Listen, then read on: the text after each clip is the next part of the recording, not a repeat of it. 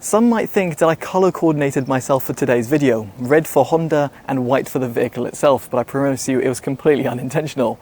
Now today we're looking at the all-new 6th generation CR-V, which is available in both the eHEV and the ePHEV platforms. Indeed, the latter is definitely a novelty, at least for the European markets. Now, at the time of filming and in the UK, it's available as an all-wheel drive eHEV in the Elegance trim at roughly £46,000. It then extends to roughly £49,000 if you want the advanced trim. However, if you do want the PHEV model, it will set you back roughly £54,000, but that is only available as a front-wheel drive model. Now in this video, we're seeing if it's actually worth its price tag and how it compares to some of the alternatives.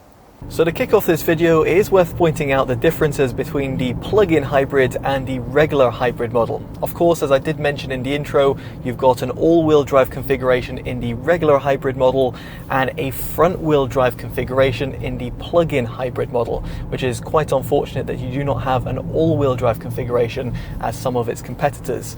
Now, nonetheless, over here, the biggest differentiator is the size of the battery pack. Now, you've got a 17.7 kilowatt hour battery pack on the plug-in hybrid model and a 1.06 kilowatt hour battery pack on the eHEV models.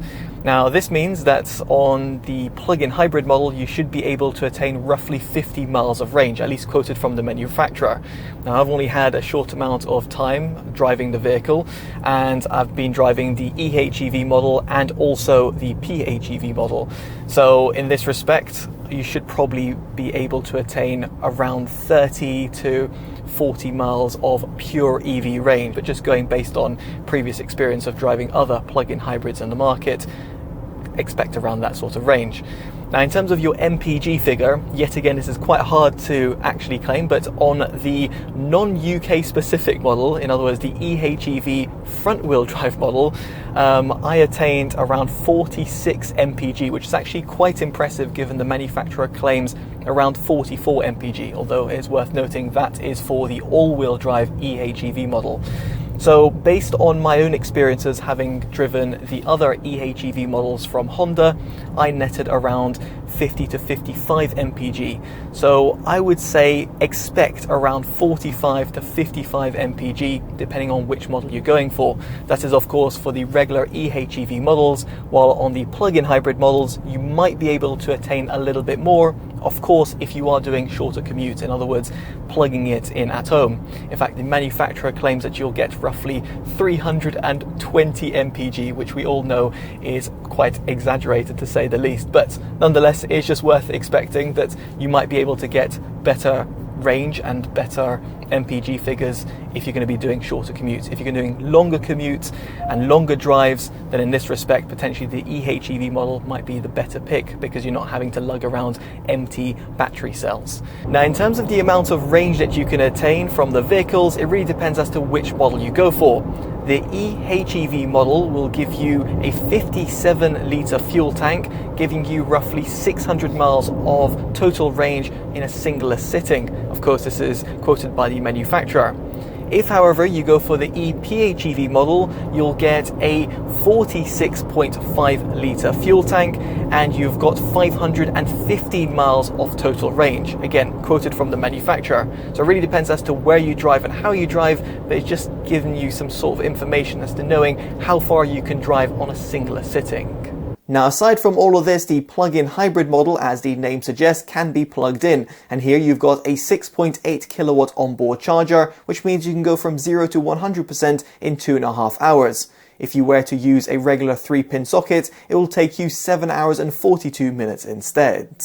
I would just like to point out that the plug-in hybrid model has got self-charging capabilities, which can be handy when you are frequenting the motorway, and then before you approach an urban environment you can switch to a fully electric mode, therefore emitting zero tailpipe emissions.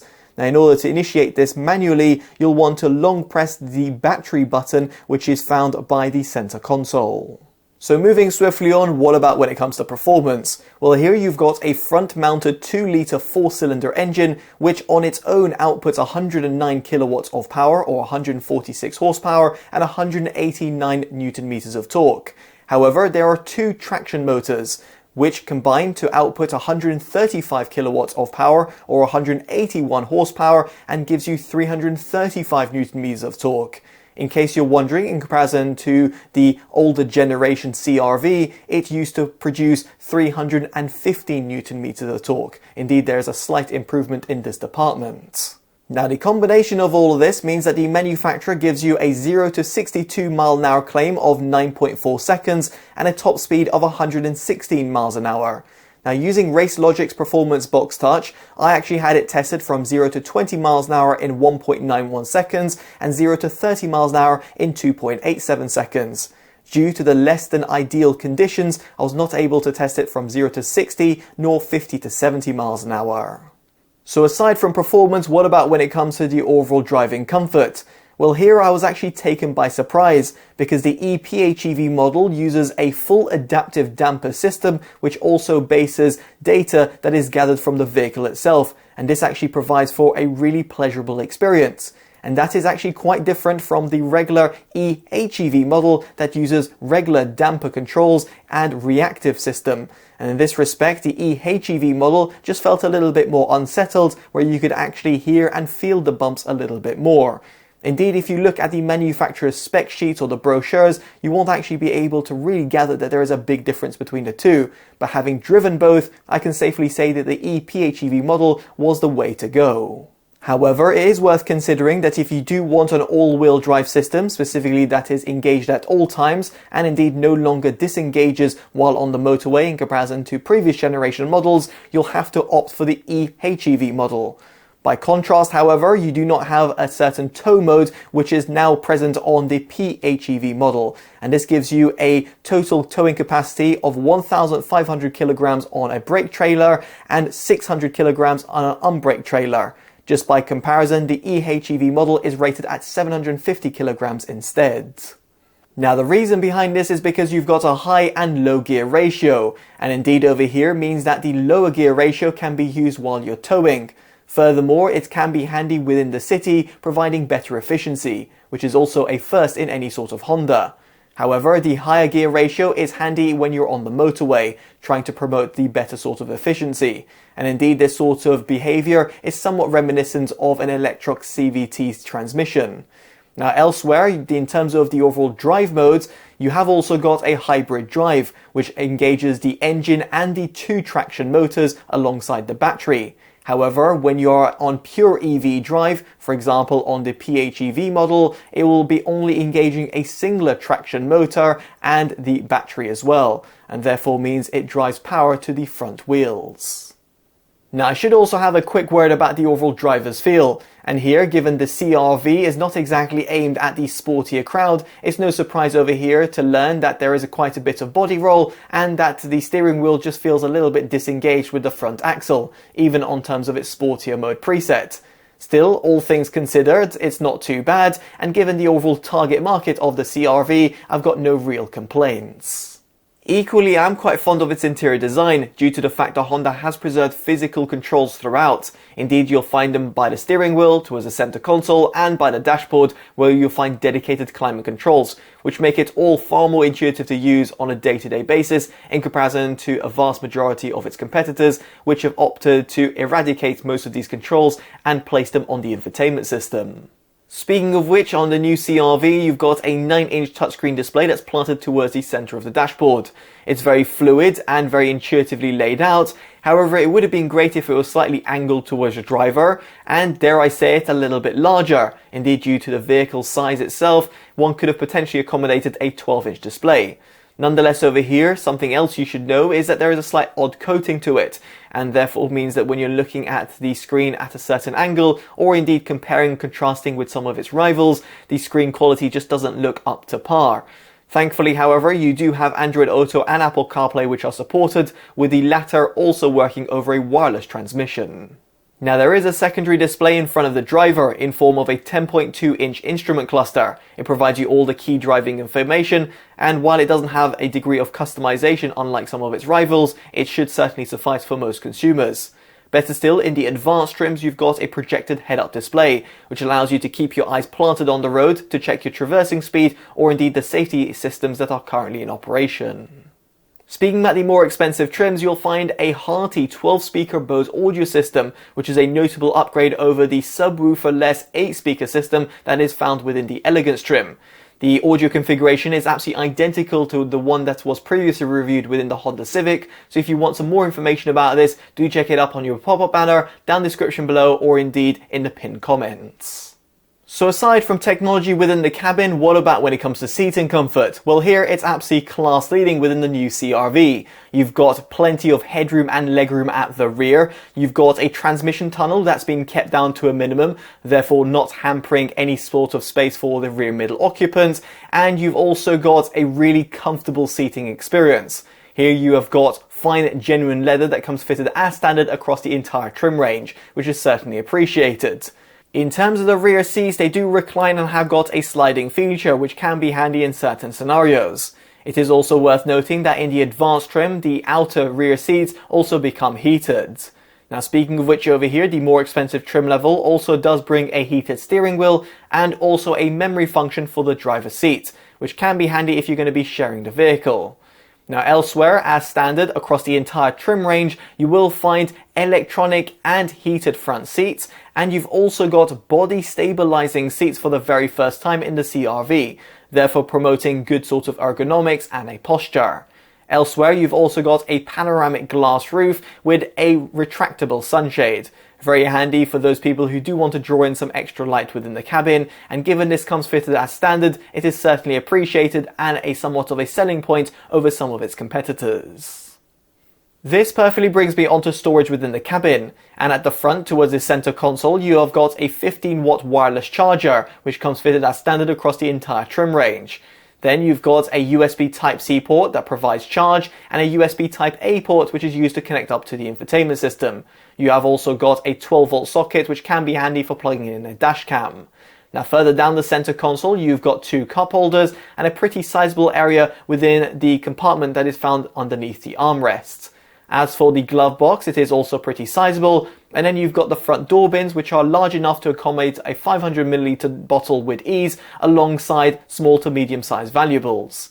At the rear it's unsurprisingly a little bit more limited due to the door bins, but you have got the pull down armrest compartment which does reveal two cup holders. You've also got two USB Type-C ports which are found towards the rear portion of the center console, and these are used to provide charge only.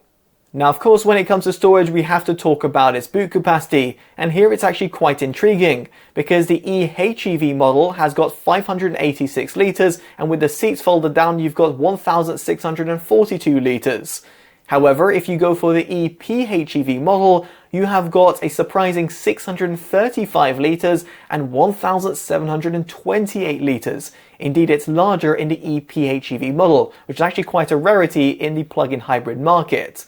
Over here, it's also worth considering that the plug-in hybrid model has got an 18-litre underfloor compartment, however, the eHEV model has got a 9-litre compartment only. Now, aside from that, when it comes to practicality, you've got 60-40 rear split folding seats, which are actually relatively easy to drop down, although it's a shame that you do not have any sort of seatbelt runners, and you've also got handy 12-volt socket at the rear and some fixing points. However, it's worth noting that the floor isn't exactly flat, so this might hamper certain individuals depending on what they're actually transporting. So moving swiftly on, let's talk about its exterior design, and I appreciate looks are quite subjective, so make sure you share your own opinions down in the comment section below. But here what I will say is I really appreciate what Honda have achieved with the 6th generation CR-V. Indeed, it looks a bit more aggressive on the road in comparison to its predecessor, and that is namely due to its frontal profile, where you've got a little bit more of a droopy bonnet and also some headlights that feed seamlessly with the frontal grille. As for the side, it's got a very nice silhouette, and you've got 18-inch alloys that come fitted as standard. Intriguingly, in the ePHEV model, you've got body-coloured wheel arches and side skirts. However, you've got plastic inserts on the eHEV model, which might make sense given it's a four-wheel drive vehicle in comparison to the two-wheel drive vehicle that's available in the plug-in hybrid variant. As for the rear, it looks pretty snazzy thanks to the fact that you've got an integrated spoiler and these L-shaped taillights. Frankly, when it comes to looks, I've got no complaints. Now, another area that really impresses is when it comes to the driver assistance systems, and here you've got a plethora of them that come featured as standard. First off, you have got Honda Sensing 360, which is an improvement over the current generation Honda Sensing technology, as it incorporates a widened radar camera angle at the front of the vehicle, and also additional radars around the vehicle, giving you full 360-degree coverage, therefore giving you good peace of mind when you're driving on the motorway or indeed in certain complex areas. Elsewhere, you've got front cross-traffic alert, traffic sign recognition system, traffic jam assist, adaptive cruise control, which actually works a treat by regulating the distance between you and the leading vehicle, lane change collision mitigation, active lane change assist, and collision mitigation braking. Just as a reminder, all of them come featured as standard, which isn't the same that could be said about some of its competitors. However, one thing I don't like about the driver assistance systems is that you've got constant amount of bings and bongs that come through to the infotainment system. Now, this is great because you've got loads of driver assistance systems and therefore keeps you protected, but it would have been great if Honda provided a means of actually fully disabling everything at the touch of a button, or just long pressing a button like you'd find on some of the alternatives out there. Alas, that is not the case, at least not from what I'm aware and from having played around with the infotainment system and the buttons on the steering wheel and the stalks, but it's just something I thought I should highlight. Now, aside from this, visibility at the front, side and rear are absolutely excellent. You've also got a rear wiper. You've also got front and rear parking sensors and a rear view camera. You can up the ante in the advanced trims by opting for a multi-view camera system as well, which actually can give you a bit more peace of mind when it comes to preventing curbing your rims. Elsewhere, you've got an 11.4 meter turning circle, which is actually pretty impressive for a larger size vehicle, and you've got semi-automated parking system via Parking Pilot, which does work a bit hit and miss, but is handy in certain scenarios. So with all that in mind, it brings us on to our verdict. And here the Honda CR-V does tick a lot of boxes. See, it's available in both the eHEV and the ePHEV platforms. Furthermore, within the cabin, you've got a good use of technology, one that's also quite accessible and practical thanks to the use of physical buttons and dials, and you've also got a plethora of driver assistance systems. Better still, the main selling point is the fact that you've got plenty of space for your rear occupants and a good boot capacity. Couple that with decent fuel economy and also driving dynamics, and you've got yourself a pretty complete SUV. Now, the only consideration is that you have got other alternatives specifically at this price point. And as such, we'd be curious to know if you would pick the Honda CR-V over some of its rivals. Do let us know down in the comment section below. Now, if you've liked this independent detailed video, definitely do consider dropping a like, subscribing and hitting that bell notification, all of which would be greatly appreciated. As such, I've been Chris from TotallyEV, and I'll hopefully see you in the next one. Take care of yourselves and goodbye.